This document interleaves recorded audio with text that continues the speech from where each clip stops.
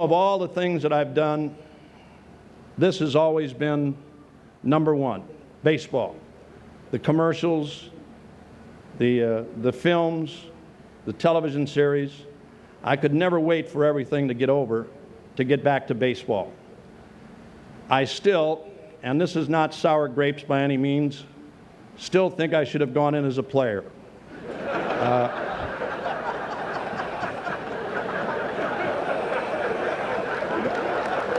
Thank you. Thank you very much. There it is, boys. The proof is in the pudding.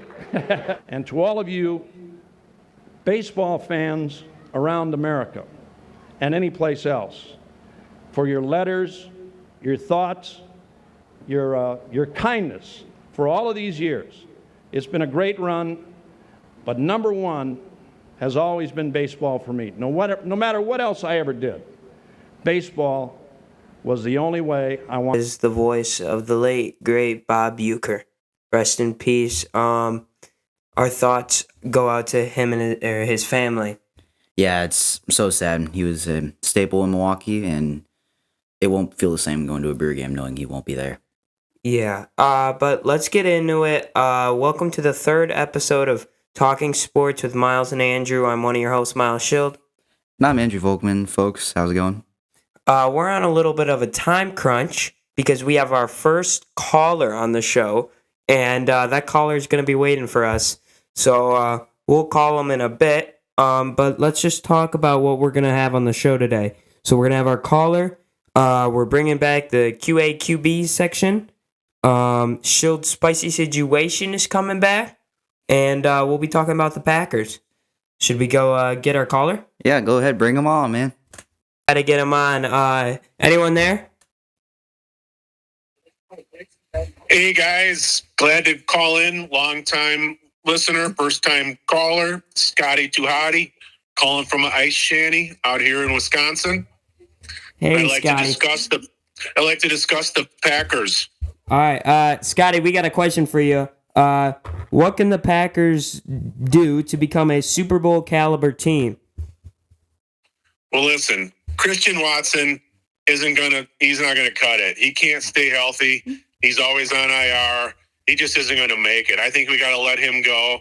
The Packers either got to go after a guy like Davante Adams, get a veteran presence in the locker room, or really swing for the fences and go for T. Higgins. I mean, he's only 26 years old. He's 6'4", 220 pounds. He runs a 4.3 40. I mean, what better could it be for the Packers than signing T. Higgins? Yeah, Scottie, we completely agree with you. You're a very knowledgeable man, Scottie. So what do you think the Packers are going to do with Jair Alexander? Oh, they got to let him go. He can't stay healthy either. He's due to make too many millions of dollars next year. If we can't get him on the field, he's played like 3 games in the last 2 years. You can't have a guy like that on the roster. And when he's healthy, he's one of the best in the league, but he just can't stay healthy. Yeah. Well, Scottie, we really appreciate it. Do you have any other Packers news or anything you'd like to share about the Packers? Well, I'm just going to give you my prediction for next year. I think Jordan Love is serviceable, but don't take your eyes off of Malik. He might step in and surprise us all next year. Love it. Well, thank you, Mr. Tohottie, for coming on the show. Really appreciate it. I think you got a fish. Let's go. All right. See you guys. See you guys. Well, Scottie Tohottie there. You heard from a good Packers fan. And they got a tip-off. Let's go. That's great. Yeah. I am super honored to be talking to that man. What a big Packers fan he is. So let's get into it. Let's get into our main part of our show here. Let's start off with the QAQB. Okay, so the QAQB for this episode will be overall the Browns situation at quarterback. They have so many QBs on their roster, at least for this season.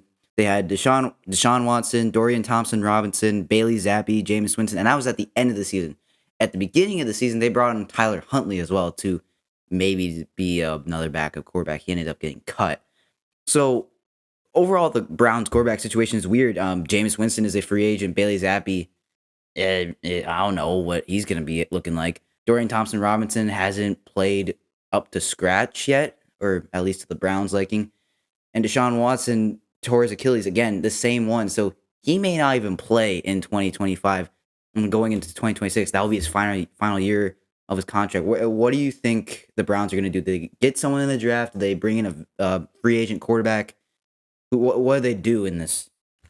Yeah. Well, they definitely shot themselves in the foot with Deshaun Watson and just all that guaranteed money and all the stuff they gave up.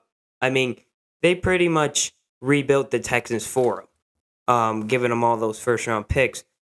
But I think that Shedeur Sanders looks like a really good target if the Titans' new GM does not draft him with the number 1 overall pick.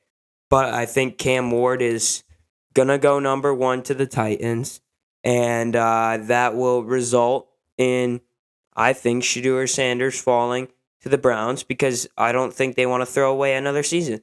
Yeah, totally.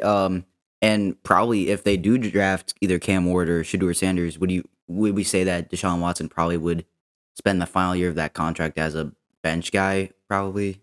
Yeah, because, I mean, we don't even know if he'd play. So bringing in that young quarterback to be your future, I mean, you should have never gave up Baker, but, you got to do what you got to do. Give Jerry Jeudy a good quarterback to throw the ball to.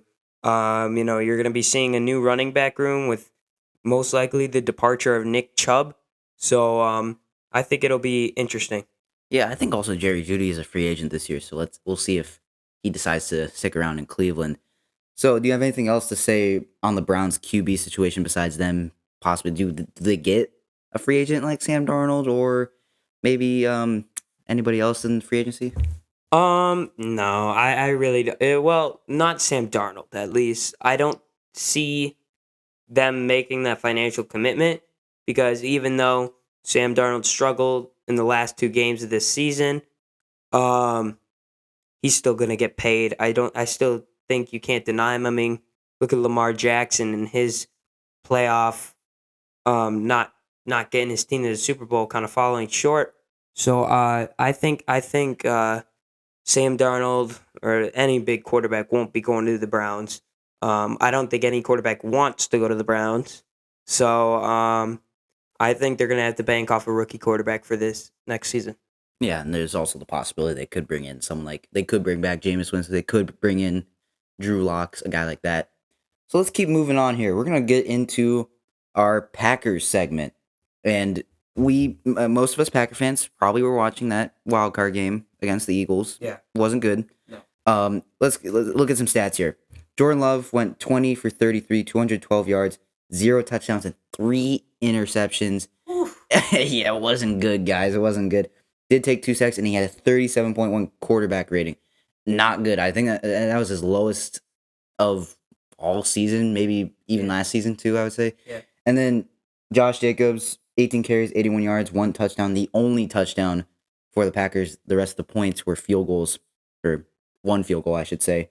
And then Jaden Reed, 4 receptions, 46 yards. He was the leading receiver. Tucker Kraft, someone else in there. I just want to talk about the injuries for the Packers real quick. We saw Jaden Reed, Romeo Doubs get banged up in that game. Josh Myers got banged up in that game. Christian Watson was obviously out with a torn ACL. He may not even play for the first half of next season. So the Packers, it's going to be tough. And we heard what Scottie said in that call. He wants the Packers to bring in a veteran presence like Devontae Adams. I personally don't think that Packers are going to make that financial commitment. I think they're going to get someone in the draft. Let's move on to the Eagles. Sorry, I kind of ranted there for a second. Jalen Hurts, 13 for 21, 131 yards, 2 interceptions. Oh, no, not 2 interceptions. What am I talking about? There was no interceptions. I wrote something down wrong, folks. He did allow 2 sacks. 2 sacks. And then Saquon Barkley, he ran 25 times with 119 yards.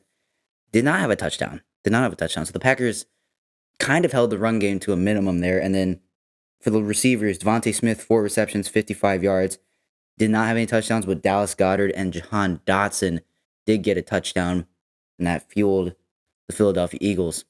A.J. Brown was also limited to only a catch for 10 yards, excuse me. Looking at my stat sheet, 10 yards. So, and we all saw him reading that book on the sideline.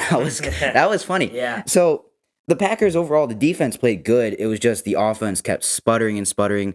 The injuries mounted up. The mistakes on offense and in special teams were not good. I'm looking at you, Keyshawn Nixon and Rich Bisaccia. It was not great for the Packers. 4 turnovers, just not what you want to see from this team. And it wasn't looking good for for going into the playoffs. I mean, Christian Watson going out. What are your thoughts on this game, Miles? Yeah, well, I'd just like to say, I mentioned in episode 2 that this game is going to come down to that first drive, that first moment. And the first play of the game, Keyshawn Nixon gets popped and fumbles the ball. So, I mean, I guess I was right. Yeah, and not to mention that controversial fumble. Like, we recovered it, but the ref said no. Exactly. It's Eagle ball. That's bad refing. But I like what Scottie said. I'm kind of moving away from that playoff game. But I like what Scottie said. It was clear what was missing on our team. Cornerback, receivers, and I think that's it. Depth everywhere. Depth everywhere, yeah. Depth would also be nice, but I like T. Higgins a lot. I mean, like Scottie said, he's young, he's big. We were most likely going to draft him, but we went with Jordan Love instead. True story. Really? Okay. Yes. I wasn't aware of that. That was true. I'm aware of the TJ Watt story you told me about. Oh gosh. Kevin King. Yeah, we're okay. God. Let's stay on task here. TJ, we want you. Come to the Packers. Okay, and we do need a pass rusher, so trading for Max Crosby wouldn't be awful. I mean, Max Crosby, Packers rumors has been a thing for a while. Yeah, Josh Jacobs was trying to recruit him, apparently. Well, I think that's what he said in the press conference or Maybe, something. I don't know. I think I heard something about that. I want to talk real quick about Rich Bisaccia and just his performance over these in his tenure as the Green Bay Packers special teams coordinator. Obviously, the Packers got him in 2020, I believe, when after he spent time as the interim head coach for the Las Vegas Raiders. He did very well there. It was very solid. Brought him in, and I would say immediately it wasn't great. I mean, we saw these last couple seasons, Amari Rodgers, muff punts all the time. We saw in this game, Keyshawn Nixon getting popped, like you just said. And there's some holding call. There's been a lot of penalties. It's just the Packers special teams. I feel like there might be time for a change. I like Rich Bisaccia a little bit, not a lot.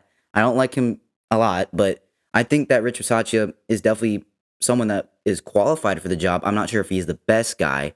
Then again, I don't know who would be. There might be time for a change. I don't know what that could be.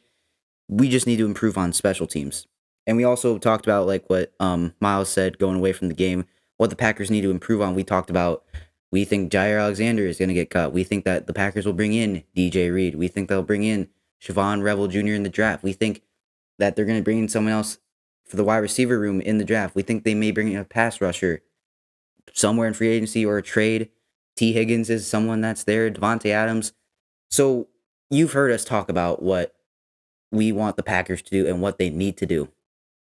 So overall, it was just not a great game for the Packers. Lots to improve on. We've talked about it a lot. It's just very disappointing to see that game go. Yeah. I think this is the off season for the Packers to be like, hey, we got the team to win the Super Bowl. We just need a little boost, a little bit more. And, well, I mean, they need a lot Yeah, they need a lot more than that. But they have they're in the financial position to do it. And they have history with Devontae Adams. I don't think they'll bring in both, but I think they can bring in one and commit. Listen, Devontae, he's going to be cheaper. Obviously going to be cheaper. but I think T. Higgins is the guy we can make a financial commitment to. When he stays healthy, injuries have been a question mark throughout his career. So that'll be interesting. And then the pass rusher, we just haven't had anyone step up. We've had Rashawn Gary do good. He hasn't been super consistent, but he's been all right. I mean, we need a star though. We need a star, someone to step on up on defense. It looks like it's going to be Edgerrin Cooper. I love Cooper. I mean, he has been phenomenal. He's, we thought Quay Walker would be the guy. Hasn't really been the guy. But I'm super, super, super excited for Edgerrin Cooper. And then I think we need some more safety depth just with everything. I think we need defensive backs. Hunter Wooler, who's right now, I think he's in Florida training for the draft. It'd be nice to get him. But all around, I think that defense needs to be boosted. And staying on that defensive topic, actually, we'll talk about this later. What do you got right now? So I just pulled up the current pending free agents for the Packers. We have Eric Stokes, A.J. Dillon, Corey Ballantyne, Josh Myers, Eric Wilson, Brandon McManus, Andre Dillard, Tyler Davis, Robert Rochelle, Zane Anderson, John Fitzpatrick, T.J. Slayton, Aaron Mosby, Bo Melton, Daniel Whelan, Emmanuel Mosey, Isaiah McDuffie, and Kadeem Telford. So a lot of guys there. I don't think the Packers are going to bring a lot of these guys back. We've seen in the past they don't bring guys back.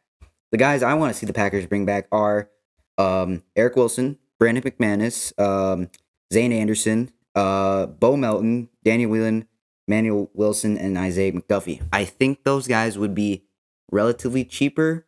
And again, we do have room in the budget. Maybe we don't bring some of those lower guys like Zane Anderson. Maybe we don't bring back Eric Wilson. Maybe we don't bring back Bo Melton or Daniel Whelan. So there's definitely some guys there we can definitely bring back. Josh Myers, he's also on there. The Packers are going to have to look for a new center in the draft because that ankle injury, Matt LaFleur too said that it wasn't serious. He avoids serious injury, but it looked pretty bad just from on TV. So I don't think Josh Myers is going to be suiting up in a Packers uniform next year. I don't know any centers that are free agents off the top of my head. Maybe Mitch Morse, I think, might be a free agent, maybe. He's a veteran, could be someone we look to target. I don't know anybody's in the draft, so Packers have another glaring hole at center, and we definitely need to shore up that O-line as well. So now it's time for Schild's Spicy Situations, folks. Miles, what do you got, man? It's not super spicy, but I like it. Jeff Hafley. All right, this guy is big, but I just thought of an even spicier situation on the spot. So we're improvising, folks. You're hearing one of the first improvisers. So I'm deciding to change Schild's Spicy Situation, the MVP race. I'm doing this because Lamar Jackson, Josh Allen, those two guys are playing. And Zay Flowers is out, and we've seen Derrick Henry crush it. I mean, Lamar Jackson barely threw the ball last game, which is leaning towards the MVP going to Josh Allen. I think I like Josh Allen more, and Lamar Jackson's won it. And I think just based on Josh Allen and what he's done and how big he is and, what he's proved, I think Josh Allen is the guy. But if this defense can shut down Derrick Henry and Josh Allen can absolutely rocket the ball and the Bills win, Josh Allen is the MVP. Oh, yeah. That's pretty spicy, I would say. I want to kind of also get a little more out of this segment. What was your thing on Jeff Hafley, if you remember it? Yeah. So moving over, Saquon Barkley could also be an MVP candidate, but moving over to Jeff Hafley, the defensive coordinator for the Packers. He just interviewed with the Jets. We know the Jets have a history of liking the Packers guys. Alan Lazard, Randall Cobb, Aaron Rodgers, Nathaniel Hackett.